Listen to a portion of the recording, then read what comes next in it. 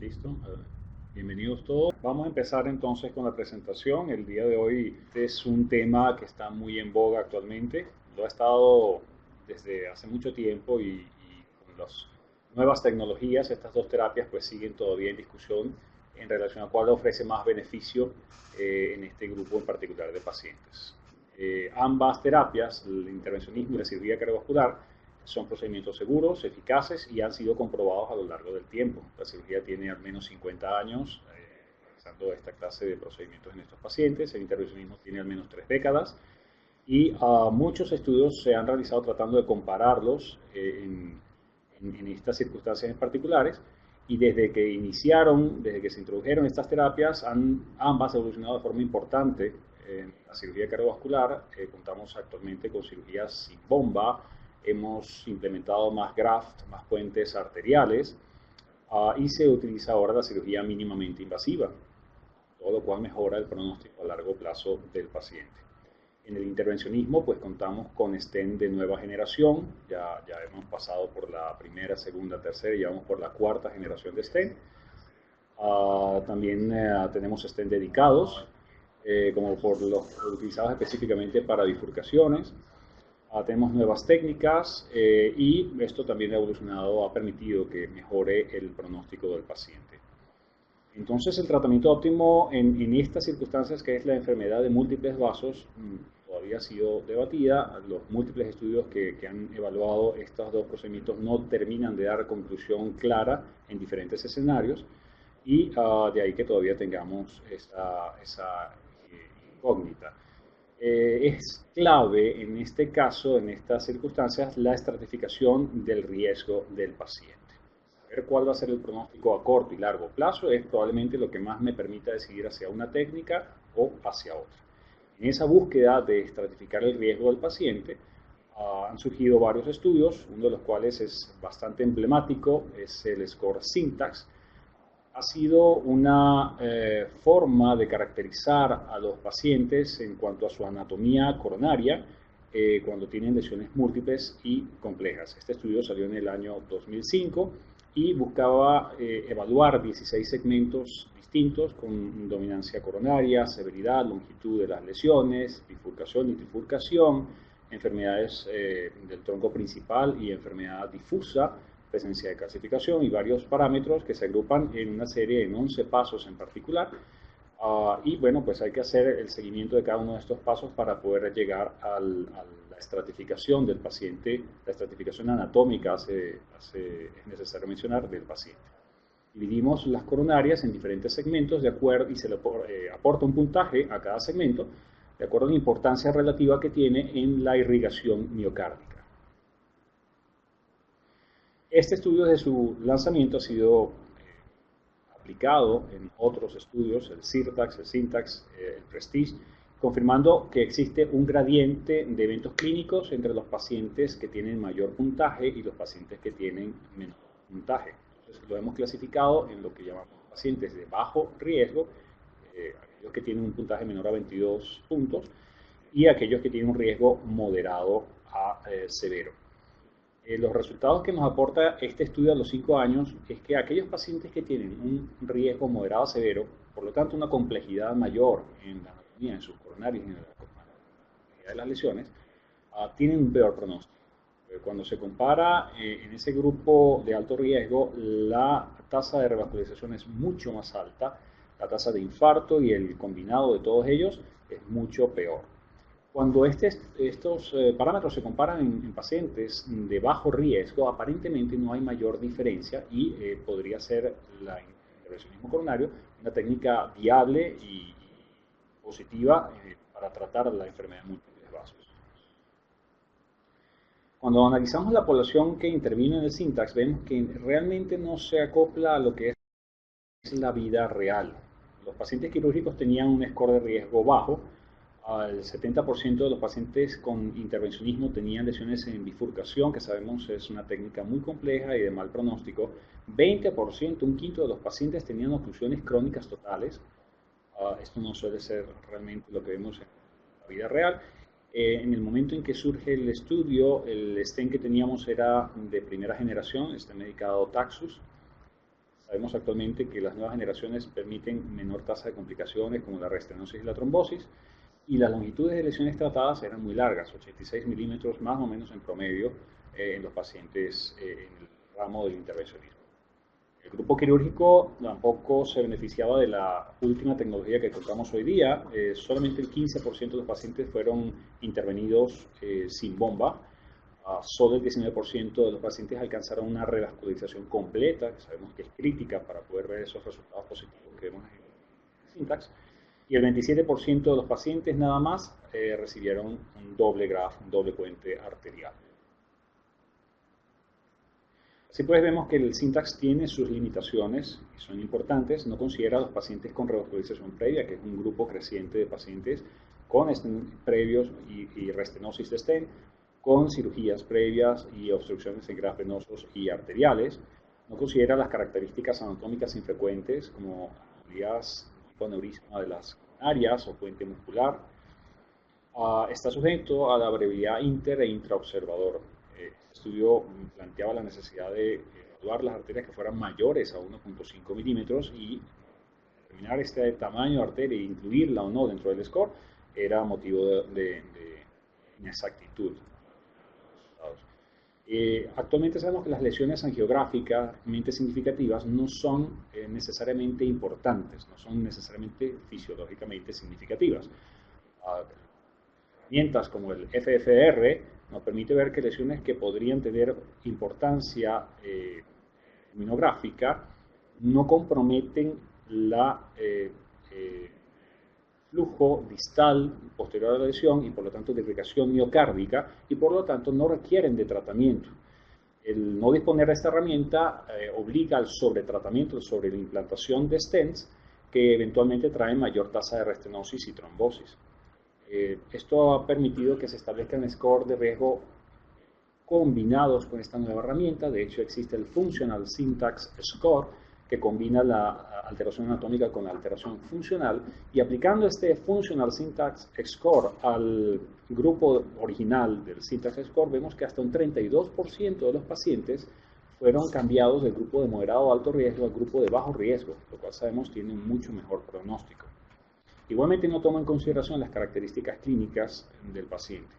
El paciente diabético, hipertenso, el paciente que tiene EPOC o un déficit neurológico previo no se consideran al tiempo de evolución de la enfermedad, si es un cuadro agudo, si es un cuadro ya estable, o si tiene alguna otra valvulopatía asociada. Y esto es fundamental. La evaluación anatómica aislada no se corresponde realmente con el pronóstico de un paciente diabético o no diabético. El tratar de combinar esas condiciones clínicas con este score ha obligado a tratar de mejorarlo y surgen una serie de scores que tratan de combinar estas dos situaciones. Desde el punto de vista anatómico se ha tratado de especificar un poco mejor las situaciones, el Syntax en el contexto de pacientes con infarto del miocardio, el Syntax en pacientes que fueron tratados incompletamente o el Syntax en pacientes que ya han tenido intervenciones quirúrgicas previas, son algunas de las variables angiográficas. Cuando combinamos con score de pronóstico clínico como el Euroscore o tomando en cuenta factores como la edad, la función renal o la fracción de eyección, han surgido dos scores importantes, que es el Clinic Syntax Score y el Global Risk Classification, y lo que buscan es tratar de dar una aproximación más real de este grupo de pacientes. Y finalmente, cuando comparamos la evaluación geográfica con la valoración funcional, pues surge el que yo les he mencionado, el Functional Syntax Score, y todos estos scores, tratando de tener una mejor aproximación a nuestro paciente, no han sido ampliamente comprobados, tienen pocos estudios, poca extensión y por lo tanto no pueden ser actualmente aplicados con todo el rigor que se quisiera. Entonces hay que considerar estos escenarios clínicos para realmente entender cuál es el pronóstico de nuestro paciente frente a una técnica u otra. Algunos de estos contextos, en particular el paciente anciano, es un grupo bien importante en analizar. Ellos pues, corresponden a una población cada vez más en crecimiento, no es infrecuente que llegue a nuestra consulta una población más longeva y por tanto con una enfermedad mucho más compleja que la que se presenta en personas más jóvenes y que tienen mayor riesgo de mortalidad, de riesgo de sangrado y de cerebrovascular. Esta población, pues, por su condición longeva, tiene mayor comorbilidad asociada Es importante entender que la recuperación en la cirugía cardiovascular, precisamente como consecuencia de estas comorbilidades, puede ser más prolongada, menos deseable e incluso obligar a trasladar al paciente luego de la intervención a sitios de rehabilitación cardíaca, a diferencia del intervencionismo donde la recuperación es realmente inmediata independientemente de la severidad de la enfermedad coronaria, del score del SYNTAX.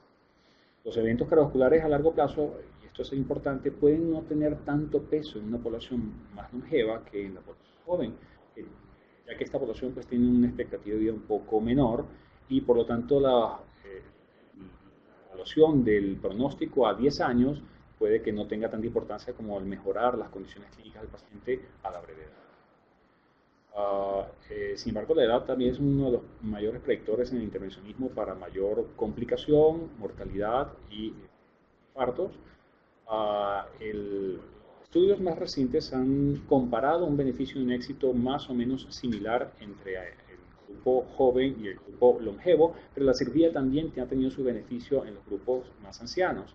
El último estudio publicado en febrero del 2016 que comparaba a el intervencionismo, el PCI, con pacientes operados de cirugía cardiovascular mínimamente invasiva, ancianos, más de 75 años, demuestra que no hay mayor beneficio entre una u otra técnica. Realmente no tenemos la última palabra en este grupo en particular de población. Ambos técnicas, cuando se expresa su mejor potencial, pueden ser beneficiosas en este grupo. Los pacientes con cirugía cardiovascular previa es un grupo muy particular y muy complejo. No ha habido hasta ahora un mayor beneficio entre una u otra técnica. En ambos casos es igual de desfavorable, no hay un pronóstico del paciente reintervenido, ya sea por cateterismo o por cirugía cardiovascular.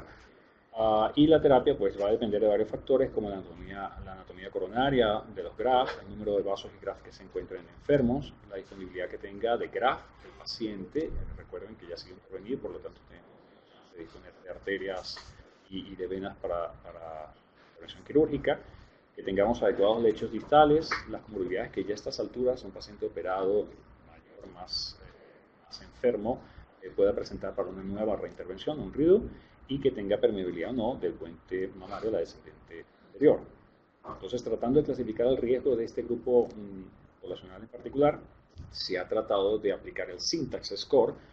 Yo les mencionaba antes el CAP SYNTAX Score, que es lo que se ha tratado de utilizar en este grupo, que consiste en aplicar el SYNTAX, la evaluación de score anatómica, dándole el puntaje al puente de acuerdo a cuál es su lugar de anastomosis y por tanto cuál es el tejido miocárdico comprometido.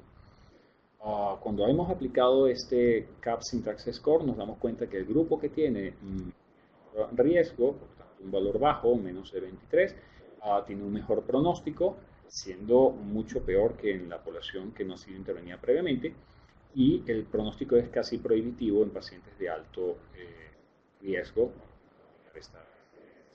Entonces, actualmente el procedimiento de escogencia pues, para el tratamiento de los pacientes reintervenidos y que tienen graft, ya sea venosos arteriales, sigue siendo el intervencionismo coronario.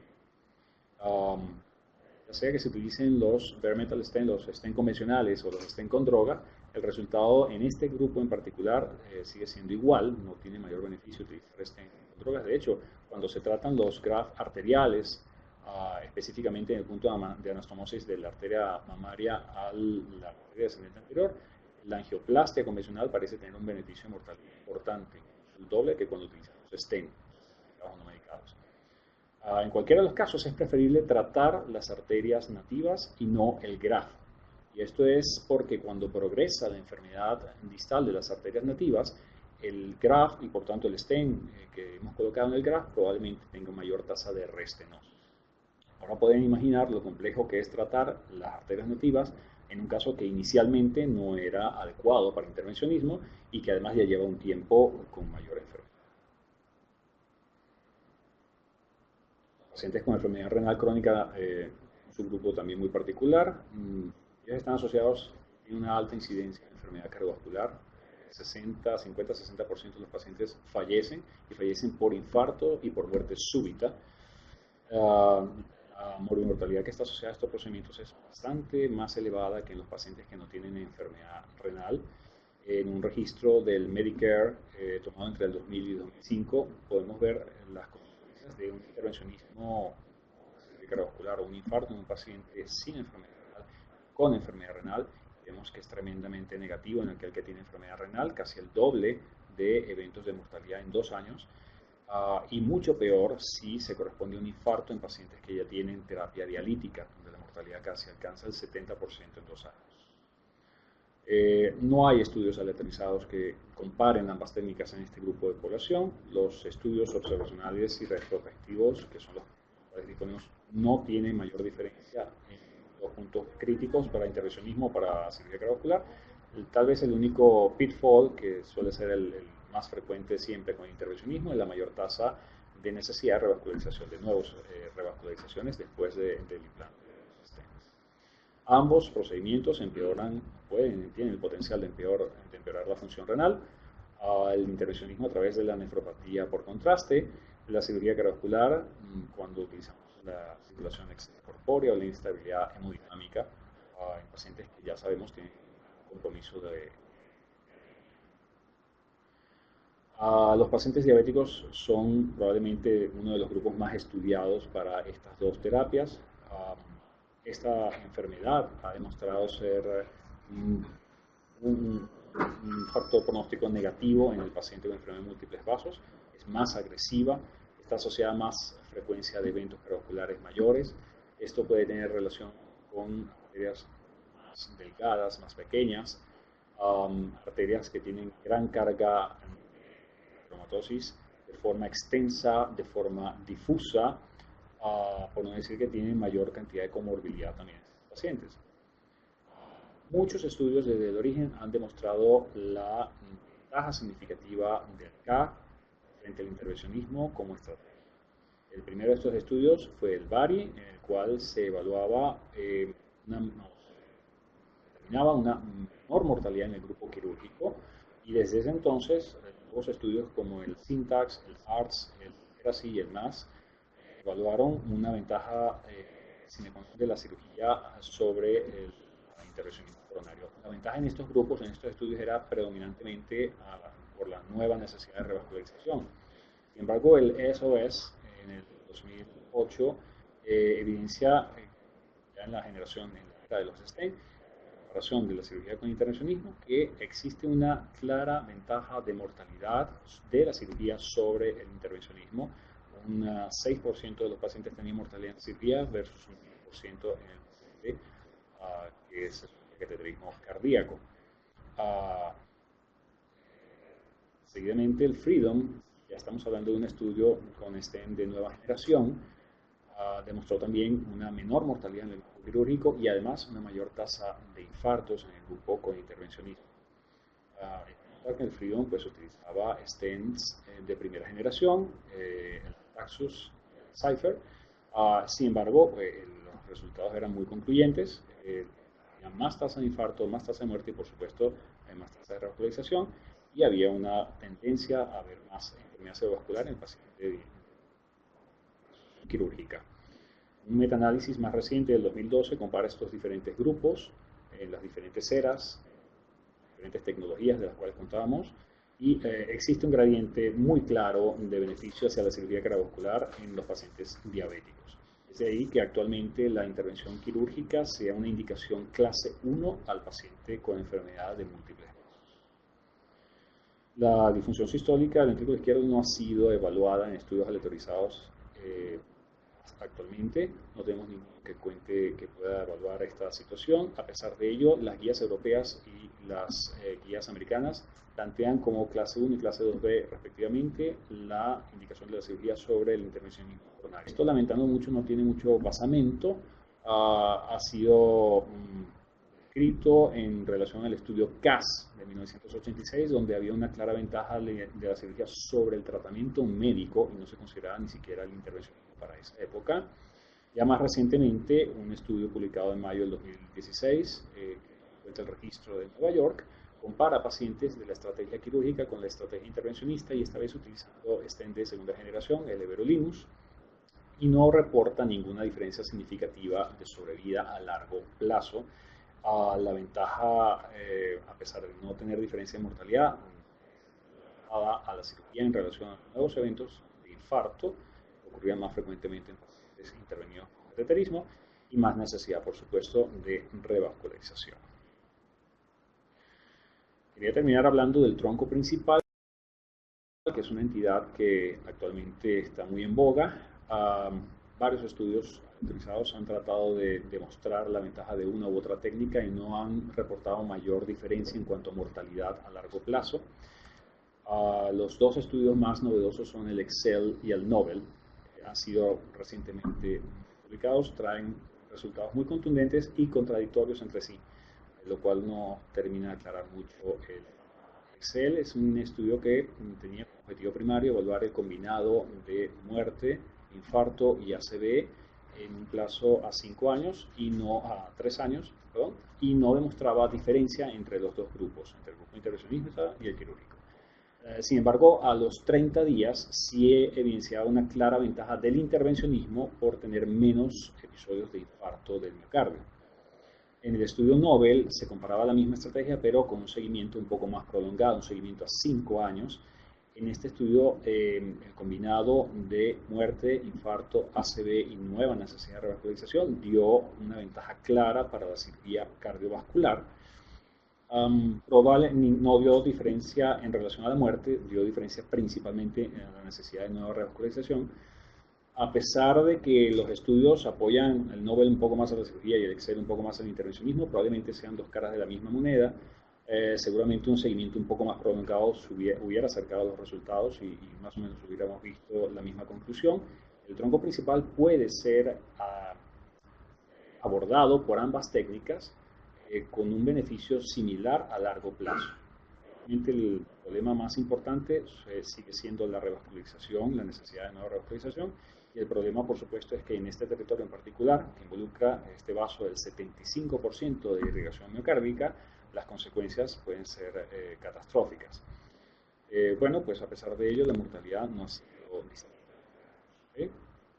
Entonces, tenemos que entender que la enfermedad multivaso requiere primero pues un tratamiento médico intenso, ya que es una enfermedad que sigue progresando en el tiempo y para poder observar los beneficios tanto de una rama como de la otra, este tratamiento debe tratar de frenar la enfermedad lo más que se pueda. Puede ser abordado de forma efectiva por ambas terapias. La cirugía ofrece una solución a largo plazo. Toma en cuenta la progresión de la enfermedad proximal al sitio en el cual se está colocando el puente. La cirugía aborda este problema de una manera muy práctica. Se coloca un puente más allá de la obstrucción, independientemente de la complejidad de la misma. Por su parte, el intervencionismo ofrece una recuperación más rápida, no involucra intervención quirúrgica, no involucra toracotomía y toma beneficio de las comorbilidades del paciente en ese sentido.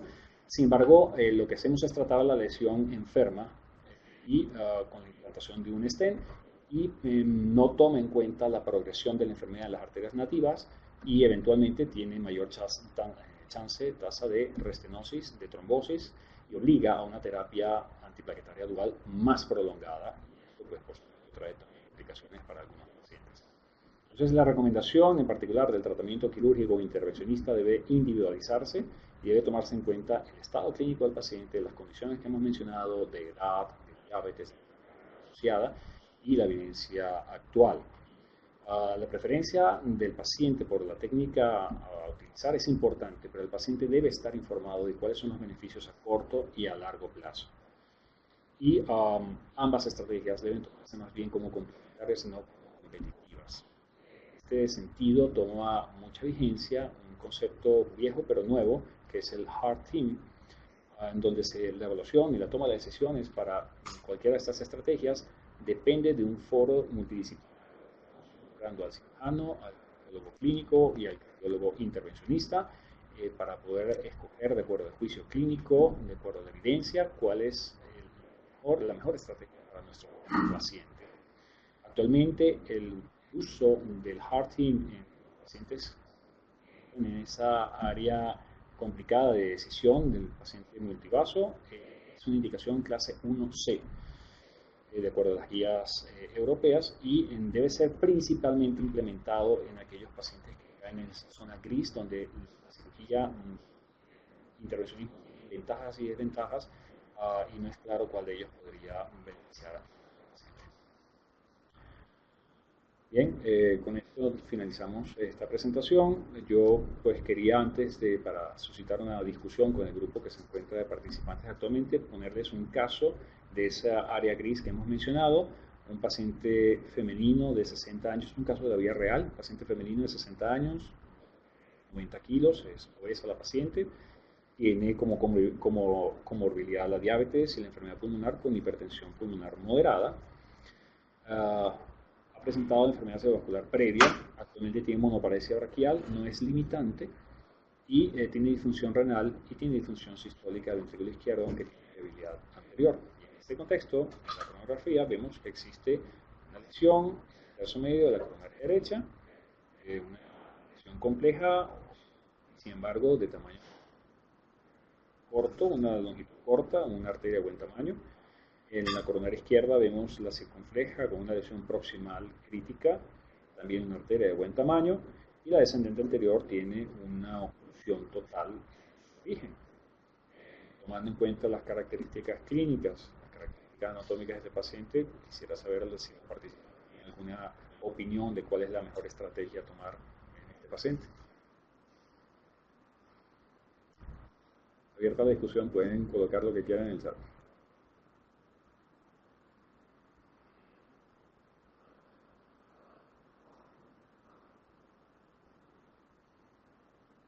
Pueden hablar. Tienen que escribir en el chat las opiniones que quieran. ¿Les parece que este es un caso desde el punto de vista quirúrgico? Bueno, pues estamos hablando de una paciente diabética que sabemos que tiene clara ventaja. Una paciente que tiene disfunción sistólica, teóricamente tendría alguna ventaja. Una enfermedad con una oclusión completa del descendente anterior. Esto es técnicamente muy complejo para tratar desde el punto de vista del intervencionismo. Sin embargo, es una paciente con hipertensión pulmonar. Sabemos que la enfermedad pulmonar tiene un peor pronóstico quirúrgico. Es una paciente obesa, ya tiene disfunción sistólica y tiene un ACV previo que sabemos que tiene un peor pronóstico neurológico en este grupo de pacientes. Desde el punto de vista de... No se ve la descendente anterior, coloca el doctor Moreno, no se ve porque está ocluida. Cuando vemos el tronco principal, la arteria que va hacia abajo es la circunfleja, con esa lesión crítica proximal, y el tocón, si se quiere llamar de esta manera, ese pedazo de contraste que luego se ocluye bruscamente hacia arriba, esa es la arteria descendente anterior, no se ve, no se visualiza hacia adelante. Ok, entonces les decía, desde el punto de vista de intervencionismo, es un paciente que tiene múltiples comorbilidades y por lo tanto tiene una recuperación mucho más rápida para nosotros. El hecho de que tenga una ACV no nos va a limitar. La lesión que tiene en la coronaria derecha y la lesión que tiene en la circunfleja son lesiones cortas en arterias grandes que son técnicamente de muy baja complejidad, se pueden tratar fácilmente y tendrían un bajo chance, si se quiere, de revascularización de restenosis. La descendente anterior es aquí nuestro talón de Aquiles, es una oclusión crónica total, implica más radiación, implica más contraste en un paciente que ya tiene disfunción renal y tiene una tasa de éxito que es baja.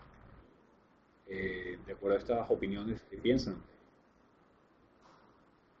Se llena parcialmente el lecho distal de la coronaria con la coronaria derecha.